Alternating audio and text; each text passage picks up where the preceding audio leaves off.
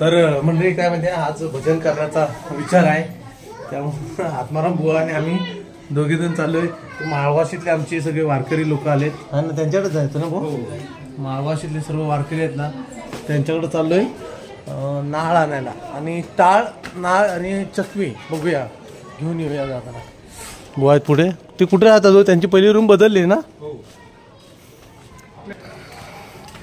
आणि ते इथंच राहतात, उत्पात गल्लीमध्येच राहतात. मला दाखवतो पहिले कुठं राहायचे ते.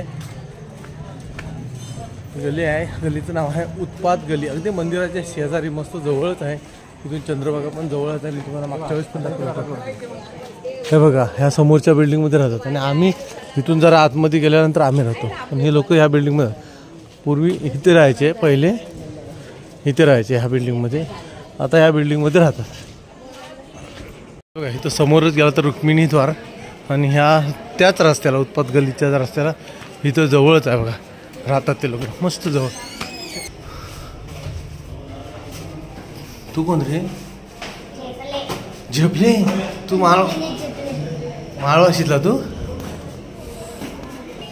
साहेबा काय म्हणतोय? हा कसा हो? जेवण झालं वाटतं.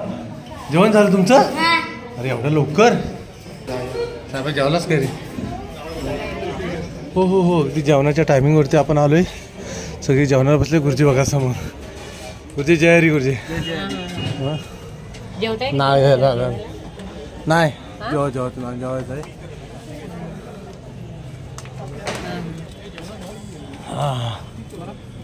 जय हरी जय हरी. म्हणजे बघा जिथे माळवाशीतले सर्व वारकरी लोक राहतात ना, इथूनच समोरच तिथं विठ्ठल मंदिर दिसतंय. इथं तर बिल्डिंग आडव्या म्हणून इथं समोरच अगदी विठ्ठल मंदिर आहे. एकदम जवळ राहतात बघा समोर. इथून सर्व पंढरपूरचा नजारा दिसतोय थोडा.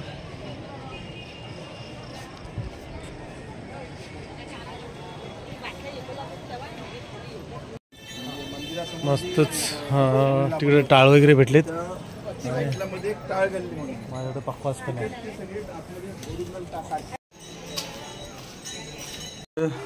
जेवण पण चालू झालंय. मुलांचं भजन करायचं ना, त्यामुळे जरा लवकरच वाढलेलं आहे जेवण. भाकऱ्या पण चालू आहेत. वा शाबास, व्हेरी गुड. हे आटपा लवकर लवकर भजन करायचं आपल्याला. हे ते काय नाही ना, मी ऐकतोय. आज काय म्हणाली ती? तू इकडे इकडे जातो.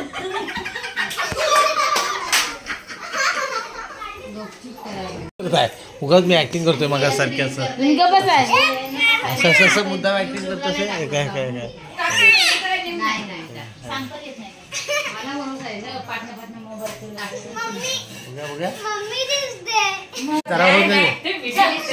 त्याच्यात काय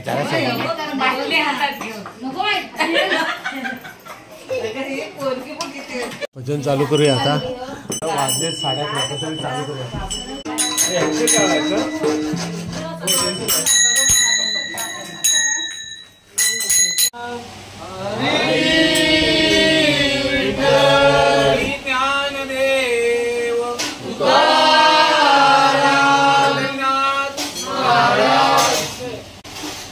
जय जय राम कृष्ण.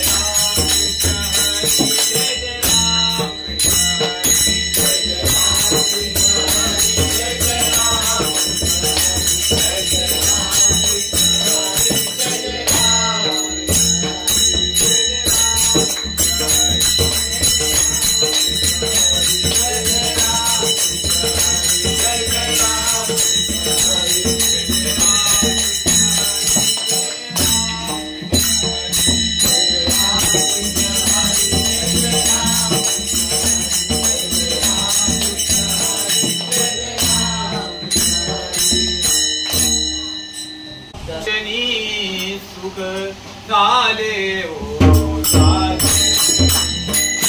सुख झाले.